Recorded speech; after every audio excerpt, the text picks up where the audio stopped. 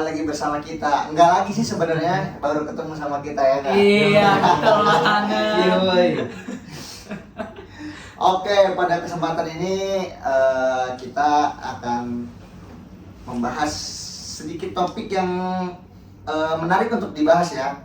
Betul. Oke, sebelumnya saya ucapkan selamat datang di video diskusi kita pada hari ini. Ya, Tahta sebagai host, kita akan membahas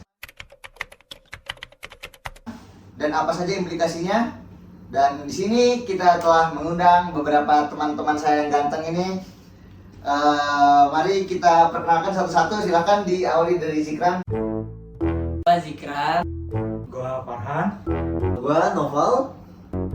Saya Jul. Oke, Jul, kenapa Jul lemes banget belum makan ya? Iya. Kamu mau aku suapin? Boleh. Oke. Mungkin kita langsung masuk ke topik aja ya teman-teman. Oke, boleh Tata. Oke, di topik pembukaan ini kita akan sedikit membahas tentang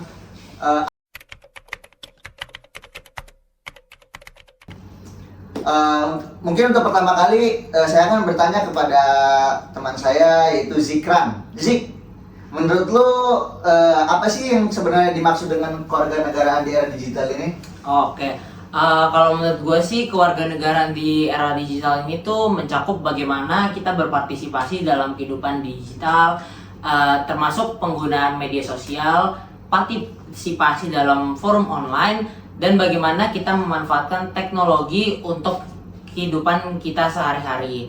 Secara luas, ini tuh berarti bagaimana kita sebagai warga negara menggunakan teknologi untuk berinteraksi dengan pemerintah dan sesama warga. Oke, bagus banget guys jawaban dari Zikran. Ternyata pada kenyataannya di zaman sekarang ini teknologi itu terus berkembang ya guys ya. Iya, betul. Tanpa kita sadari ternyata perkembangan teknologi itu lebih cepat dibanding dengan perkembangan diri kita sendiri.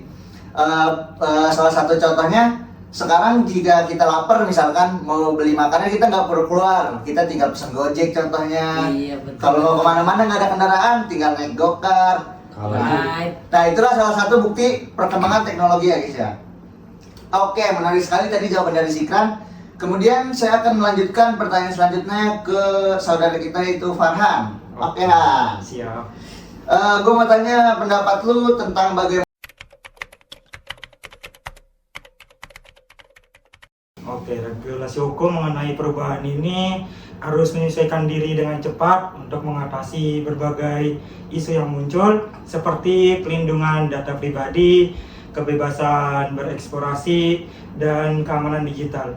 Negara harus memastikan bahwa hak-hak digital warga negara terlindungi dengan baik. Oke, itu jawaban dari Farhan guys ya. Di sini tadi Farhan menyebutkan bahwa negara harus melindungi hak-hak digital warga agar terlindungi dengan baik ya. Dalam beberapa bulan kemarin kalau nggak salah atau beberapa tahun kita mendengar bahwa ada tuh kasus yang dimana hacker siapa namanya? Oh iya, Bjorka itu Iya. meretas situs pemerintah ya. Iya, betul. Tentang data-data pribadi warga negara. Nah itu harus kita antisipasi bagaimana caranya data pribadi kita sebagai warga negara itu terlindungi. Oke, tadi kita sempat bahas tentang pengertiannya. Sekarang kita masuk tentang sebuah tantangan dan peluang yang ada di era digital ini. Oke, mungkin tadi udah nanya ke Zikran dan ke Farhan. Sekarang kita ganti ke teman kita yang sangat ganteng ini guys. Mungkin saya akan bertanya kepada Zulfikar ya. Oke. Baik. Gimana Zul? Tadi kita sudah mendengar tentang pengertian dasar dan aspek hukumnya. Sekarang gue mau nanya, tolong jelaskan sebuah tantangan dihadapi oleh warga di maraknya era digital yang terus berkembang ini. Iya. Menurut gua salah satu tantangan terbesar adalah kesenjangan digital. Tidak semua orang memiliki akses yang sama terhadap teknologi dan internet. Selain itu, literasi digital juga menjadi masalah karena tidak semua orang atau warga tahu bagaimana cara menggunakan teknologi secara efektif dan aman. Ini bisa memperburuk ketimpangan sosial yang sudah ada. Oke, benar sekali apa yang dikatakan Jul. Seperti yang kita ketahui bersama bahwa tidak semua di seluruh pelosok di penjuru Indonesia ini terdapat internet guys ya. Yang mana internet itu sebagai salah satu teknologi yang sangat kita butuhkan guys ya. Contohnya di teman-teman kita di suku Baduy contohnya itu di sana pasti Nggak ada internet. iya nggak ada internet. Yang dimana dengan kurangnya internet itu teknologi pun semakin susah untuk diakses gitu guys. Nah itu bisa menjadi salah satu penyebab ketimpangan sosial. Oke, terima kasih juga atas jawabannya yang sangat informatif ya. Sama-sama. Oke, selanjutnya kepada teman kita yang satu ini. Oke, Noval. Oke, gue mau nanya juga nih ke Noval. Boleh.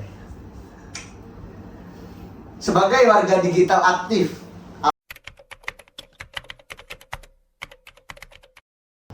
Kalau menurut saya peluang dia digital ini sangatlah banyak. Kita bisa mengakses informasi dengan cepat dan mudah, berpartisipasi dalam diskusi global, dan bahkan memulai bisnis online. Namun kita juga harus berhati-hati ya dengan informasi yang kita bagikan dan konsumsi agar tidak terjebak dalam disinformasi. Oke, menarik sekali Noval. Sebenarnya di era digital ini kita memang gampang sekali untuk mengakses informasi. Namun banyak sekali hal positif dan negatif yang harus kita pilih-pilih ya. Iya. Dimana positifnya adalah kita ibaratnya kita bisa menjelajahi dunia hanya dengan membuka HP, hanya dengan menggunakan internet gitu. Namun negatifnya yaitu tidak bisa kita hindari bahwa pada kenyataannya banyak sekali hoax ya nggak teman-teman? Betul. Yang dimana kita untuk mencari berita yang benar itu kita harus benar-benar mencari ini sumbernya dari mana, asalnya dari mana. Kita sebagai warga negara yang baik untuk menggunakan teknologi yang baik juga, kita perlu memilah mana nih kira-kira ini infonya hoax apa benar gitu. Karena tanpa kita sadari hoax itu sudah bertebaran di mana-mana. Oke. Selain itu juga dengan adanya teknologi ini kita bisa gampang seperti yang Noval beritahu tadi bisa menggunakan sebagai bisnis online ya. Contohnya kayak e-commerce ya, kita bisa membuka bisnis kita di Shopee contohnya. Betul. Atau Tokopedia tanpa mengeluarkan kan kalau misalkan bayangin kalau misalkan kita membuka usaha, misalkan buka toko itu bakal banyak pertimbangan seperti kita bayar bulanannya bagaimana, itu lebih mahal kan? Iya, Ya. sekali. Sedangkan kalau misalkan kita hanya membuka toko di Shopee misalkan, itu biayanya tidak perlu mahal ya, hanya tinggal kita bagaimana memahami tentang teknologi itu. Oke. Terima kasih kepada teman-teman yang sudah memberikan jawaban ya.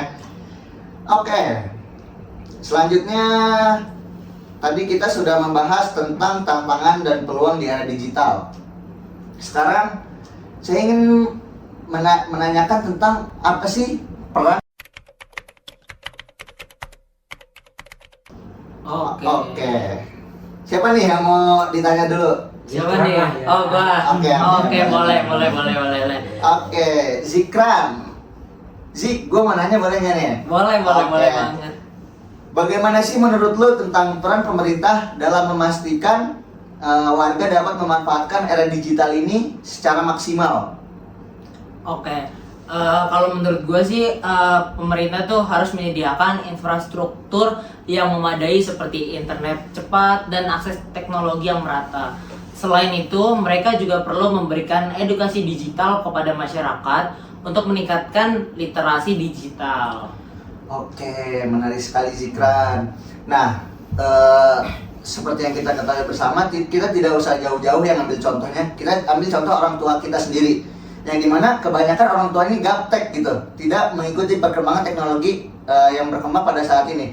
Sehingga itu menjadi PR kita untuk bagaimana akses teknologi ini merata gitu. Tidak hanya diakses oleh anak-anak muda, tetapi orang-orang yang tua seperti orang tua kita juga mengerti akan teknologi ini. Iya. Oke. Menarik ya jawaban dari Zikran. Oke, selanjutnya saya ingin bertanya ke pilih ya, gue milih ya, siap ya? Enggak. Iya. Pak Hander, Oke, siap. Han, Ya, gue mau nanya nih, menurut lu bagaimana?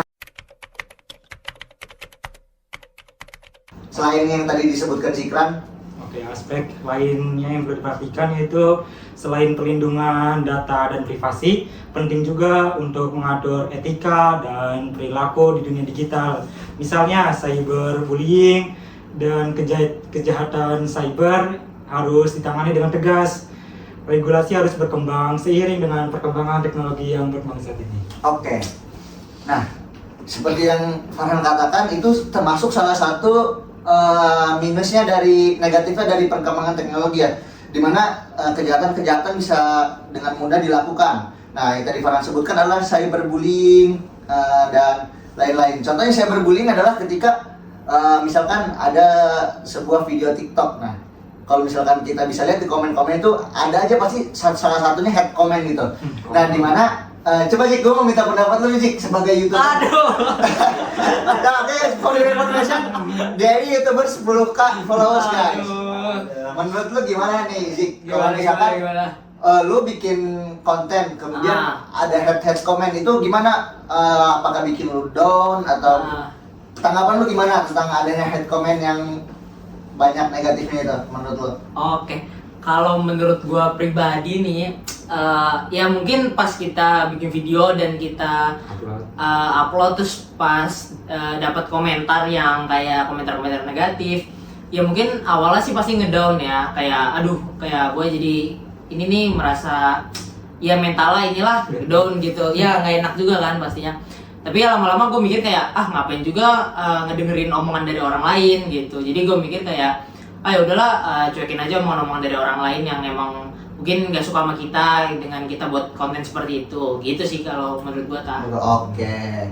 Nah, jadi ternyata bully itu nggak hanya terbatas misalkan kita dipukulin orang, misalkan kita diledek-ledekin orang secara lisan. Nah, ternyata dengan perkembangan teknologi ternyata bullying ini berkembang juga guys. Jadi kita bisa, bukan kita sih, orang-orang bisa membuli lewat komen atau lewat chat dengan segala macam.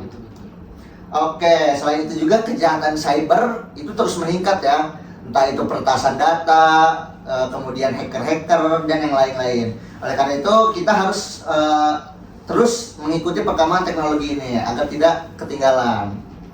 Oke, selanjutnya kita masuk ke akhir ya, dimana segala sesuatu itu pasti ada solusi dan rekomendasi atau sarannya. Di sini saya akan bertanya kepada temen-temen gue yang cool banget nih. Cool. Saya menunjukkan kekularannya tuh. Oke, Jul. Pendapat lu apa?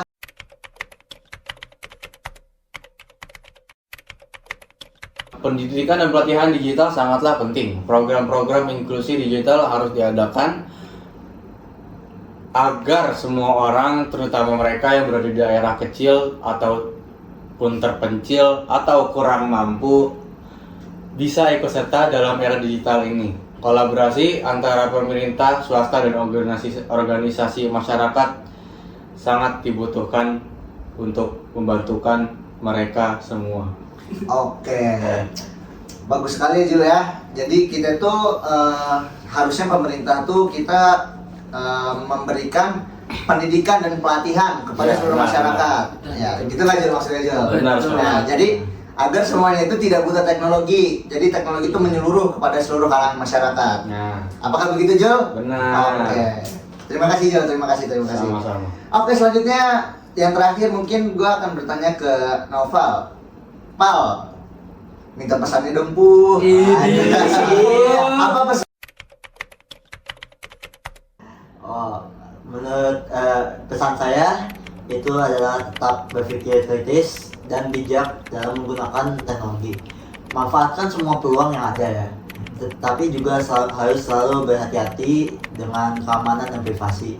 Jangan ragu-ragu untuk terus belajar dan mengikuti perkembangan teknologi yang ada. Oke, sangat bijak sekali ya Mas Naufal ini. Sepuh Sepuh dia, sepuh. Mas Naufal. Oke, terima kasih banyak kepada semua teman-temanku narasumber atas diskusi yang sangat informatif ini. Jadi kesimpulannya adalah kita sebagai warga digital ternyata harus kita sadari bahwa banyak hal positif dan negatif yang harus kita sadari ya. Ternyata kita harus benar-benar pintar ya memilih informasi dari digital ini karena nggak semuanya benar. Dan juga kita harus harus bijak dalam menggunakan teknologi. Nah, dan juga perlunya pemerintah untuk menyebarkan informasi terkait teknologi ini dengan mengadakan pelatihan atau pendidikan kepada masyarakat yang gaptek atau apa? Gaptek itu singkatan apa? Gak paham teknologi kali ya? Iya, benar. Nah, itu pokoknya kita agar teknologi ini menyeluruh kepada seluruh kalangan masyarakat di Indonesia. Gak hanya orang-orang perkotaan yang paham akan teknologi, tetapi orang-orang di pelosok sekalipun di negeri Indonesia ini bisa paham dengan adanya teknologi ini. Oke, semoga kita semua bisa lebih memahami dan memanfaatkan era digital ini dengan baik. Amin. Oke guys, sampai jumpa di episode dadah. selanjutnya. Jangan lupa Follow Like. Jangan lupa like guys video ini. like, dan Tembusin share. sampai 1000 like. Dan Ya, share. share videonya. Bye.